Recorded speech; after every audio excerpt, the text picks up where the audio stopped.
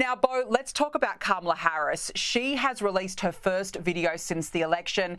And dear, oh dear, I've got to say, it didn't get the reaction that she would have hoped for. Here is her video message. I just have to remind you, don't you ever let anybody take your power from you. You have the same power that you did before November 5th. And you have the same purpose that you did. And you have the same ability to engage and inspire. So don't ever let anybody or any circumstance take your power from you.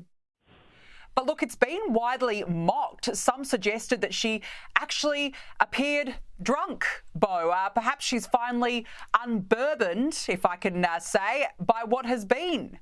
Yeah, I think, Danica, she is imbibing on what we might call the liberal tears martini. She's been drinking one too many of those. You never heard of that. It's actually one part fake joy. We know that joy was a big part of her campaign. A dash of swing state bitters. She lost all 7 of them. And 150 proof MAGA. That's what's in the liberal tears martini. And she's been drinking way too many of them. Yeah, she appeared drunk on there. But let's be honest.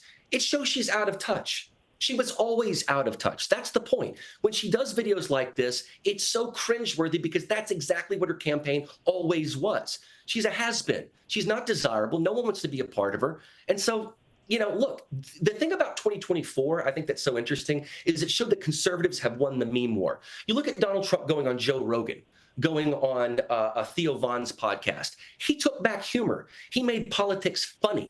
And that's something that Kamala Harris could never do. So I think conservatives actually became cool again by embracing humor, because that's something Donald Trump did. And let's be honest, Kamala Harris, there's a lot of material there to lampoon. Yeah, you're not wrong there, that's for sure. Now, before we let you go, the joyless Joy Reid from MSNBC is yet again calling for her daily shrinking audience, let it be known, to ban Trump voting relatives, this time from Thanksgiving dinner. If we want to eat with you, we will. But if we just want some peace over the holidays and we don't want to put up with your trolling while we eat our tofurkey, get over it. Stop acting like we owe you, and for God's sakes, stop whining. It's embarrassing. Our Thanksgiving, our choice. Beau, how bitter must this woman be? I mean, give it up already. America voted. Why won't these hosts move on?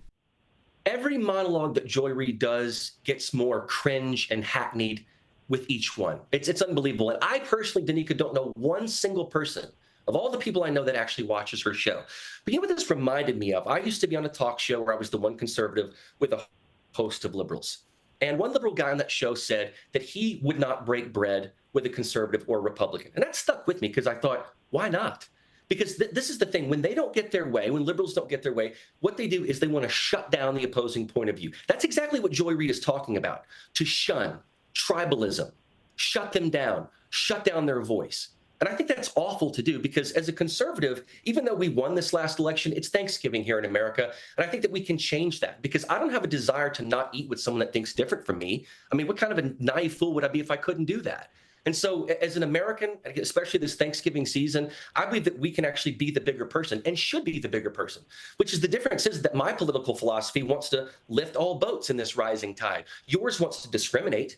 Theirs wants to discriminate and actually choose things not based on merit. So I think as an American who won this last election, we're people who can sit down and break bread with the other person. And we should do that because we can be the bigger person, unlike Joyless Reid, who apparently can't even be near someone who thinks differently from her. That's a terrible point of view.